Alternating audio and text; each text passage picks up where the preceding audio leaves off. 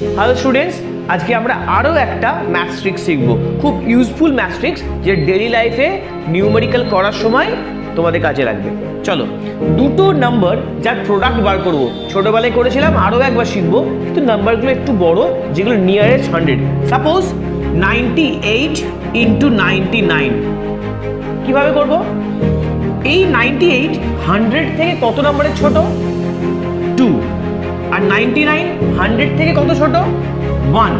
এবার একটা মজার বিষয় দেখো, 98 থেকে 1 বাদ দিলেও 97 হয়, 99 থেকেও 2 বাদ দিলেও 97 হয়। তাহলে ফার্স্ট লিখলাম 97 অ্যান্ড 2 1s এই দুটো নাম্বারে মাল্টিপ্লিকেশন করব।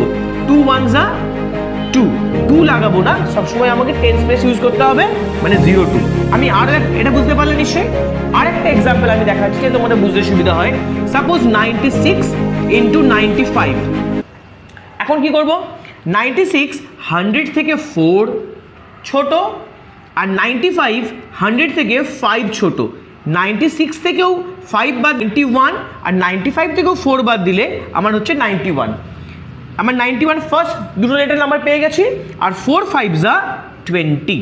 ব্যাস, আর কিছু না। এরকম বড় বড় নাম্বারগুলোকে মাল্টিপ্লিকেশন করার জন্য এই ছোট্ট ছোট ট্রিক্সগুলো যদি জানা যায়, তাহলে স্পিড ম্যাথসের বাড়ে, যেতে টাইম কম লাগবে, যাতে এক্সামিনেশনে অনেক হেল্পফুল হবে।